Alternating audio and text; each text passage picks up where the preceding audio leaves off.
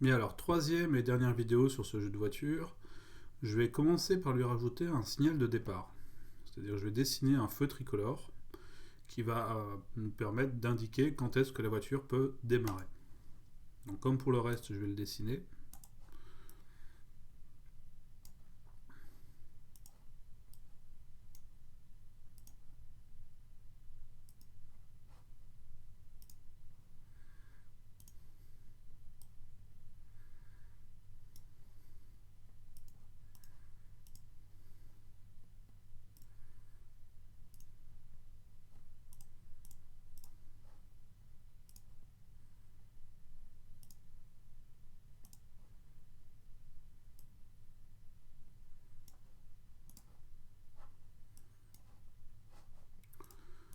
On va lui réduire sa taille.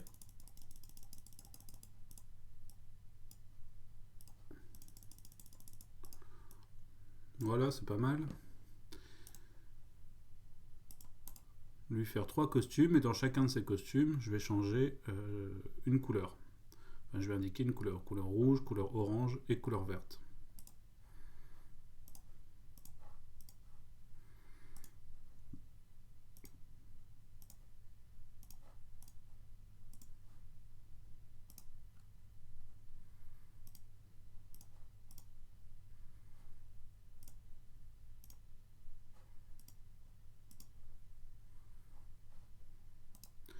Et pour ce qui est de l'animation, ça va être très simple.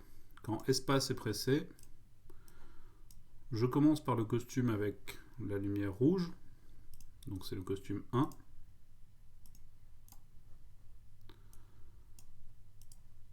Après une pause de 1 seconde, le costume 2. Et après une pause de 1 seconde encore, le costume 3. Donc je vais avoir une animation très simple. Rouge, orange, vert. Le tout maintenant, c'est d'interdire à la voiture de se déplacer tant que le feu n'est pas au vert. Et ça va être fait de manière assez simple. Enfin, ça peut être fait de manière assez simple grâce à un capteur. Alors le capteur, pour l'instant, on avait vu alors dans le jeu précédent, c'était quand le bord est touché ou quand quand un objet est touché. Ici, on vient de voir des réactions à la couleur. Mais un peu plus bas, on peut s'intéresser à certaines caractéristiques d'autres objets, et notamment le numéro de costume d'un objet en particulier. Alors évidemment, ici, ce qui nous intéresse, c'est le numéro de costume de l'objet 2. Là, vous voyez, le numéro de costume de l'objet 2, quand je clique, il est à 3. Je vais relancer l'animation.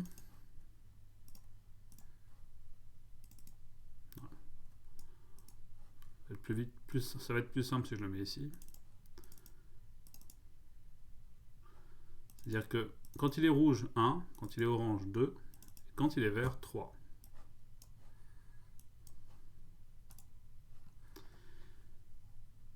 Et au niveau de ma boucle avancée de vitesse pas, je vais rajouter un si.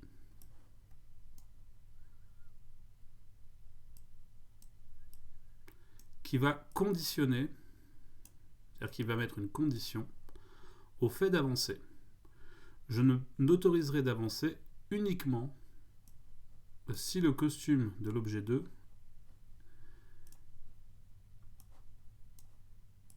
est égal à 3. Comme ceci. Ce que je viens de rajouter signifie si le costume de l'objet 2 est égal à 3, alors on avance.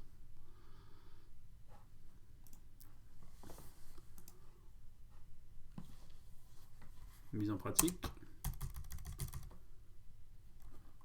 Ça fonctionne. Alors, pour bien montrer que ça fonctionne, je vais indiquer la vitesse, l'objet 1 vitesse, objet 1 vitesse. Elle est à 0, j'augmente la vitesse. Mais la voiture ne démarre que lorsque le costume de l'objet 2 est arrivé à 3.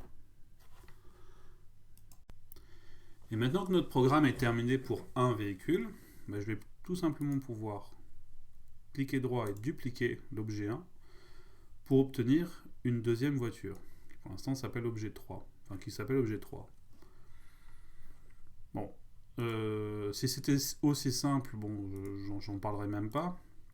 Le problème ici, c'est que les deux objets sont réellement identiques. C'est-à-dire qu'ils réagissent aux mêmes flèches. Flèche haut, flèche bas, flèche droite, flèche gauche. C'est-à-dire si je tourne à droite, les deux tournent en même temps. Si je tourne à gauche, les deux tournent en même temps.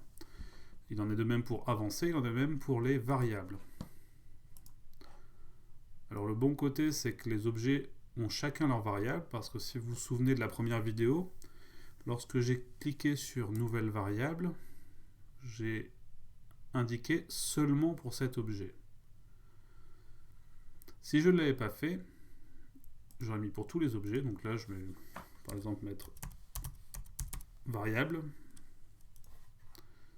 Si je crée une variable sans indiquer seulement pour cet objet, la variable est accessible partout. C'est-à-dire que même le feu tricolore, là, il peut accéder et utiliser la variable que j'ai appelée variable. Tandis que les variables vitesse, elles sont propres aux objets. L'objet 1 a la sienne, l'objet 3 a la sienne. Ça, c'est bien dans le sens où les deux véhicules vont pouvoir rouler à des vitesses différentes.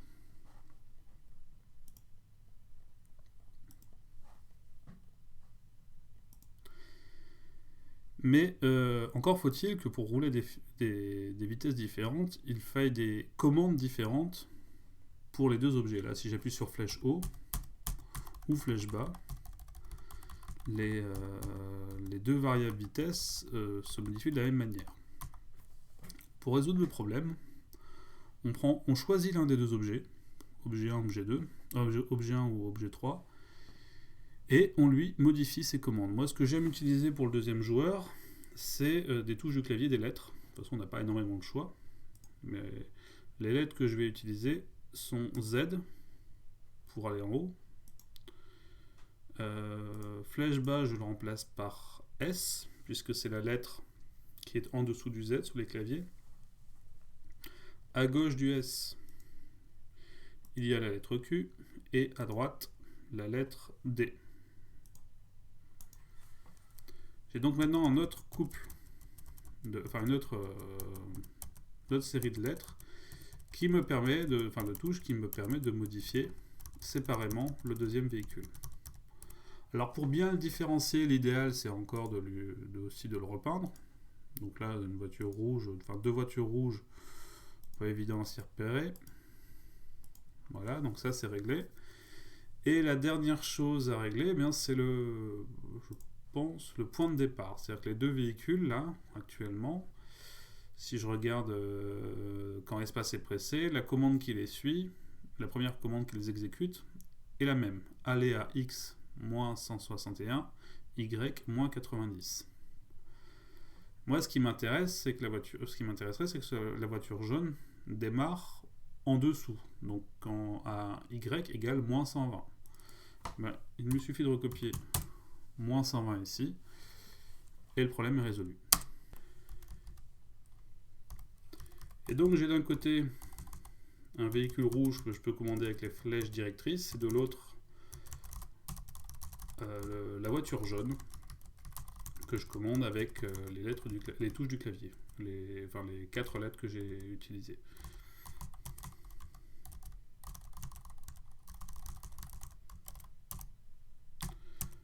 Bien, alors ce qui me concerne, ce programme est terminé. Je ne sais pas qu'on ne pourrait pas lui rajouter des options, mais ce ne serait pas très utile pour ce qui me concerne. Donc si vous voulez des idées, vous pouvez essayer de faire réagir à un contact entre les objets, par exemple pour amener une explosion si jamais vous créez un accident. Donc soit une explosion, soit un changement de direction, il y a plein de choses à faire. On pourrait, si vous connaissez des jeux type Mario Kart, vous savez que les jeux de course, on peut leur ajouter pas mal d'options. Plus simple, on pourrait rajouter un compteur de tours.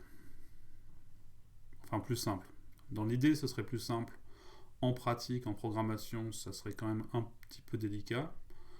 Donc je ne vais pas en parler ici. Oui, ou alors un chronomètre. Vous pouvez utiliser le chronomètre. Réinitialiser le chronomètre. Donc lorsque espace est pressé, on met le chronomètre à 0. Et on peut enregistrer. Par exemple, imaginez que lorsque le véhicule arrive à un endroit donné, ou dans une zone donnée plutôt, un endroit précis c'est difficile à obtenir, alors qu'une zone c'est assez facile, il suffit de mettre une tache de couleur et de faire réagir à la couleur, et enregistrer à ce moment-là le temps, pour savoir combien de temps on a mis pour parcourir le circuit. Donc des idées, il y en a plein. Pour ma part, je vais m'en tenir à ce que je viens de faire. Il y aura d'autres vidéos d'ici les semaines, d'ici les vacances de février, parce que j'ai d'autres jeux en tête qui vont aborder, qui vont revenir toujours sur des choses qu'on vient de voir et qui en présenteront, qui s'attarderont sur d'autres détails. Voilà, donc n'hésitez pas à reproduire ce jeu plusieurs fois. Dans l'idéal, il faut reproduire les jeux jusqu'à ce que vous arriviez à les faire sans aide, sans modèle. Si vous arrivez à faire ça à la fin, vous pourrez dire que vous savez réellement utiliser Scratch et que vous pourrez prétendre comprendre ce que vous êtes en train de faire. Mais voilà, c'est pas non plus quelque chose que vous arriverez à faire en une fois, 2 fois, 3 fois. Il faut persévérer. Mais vous vous rendrez compte assez rapidement, si vous le faites régulièrement, que au final, c'est pas si compliqué que ça. Bien, donc sur ce, je vous dis à bientôt pour d'autres vidéos.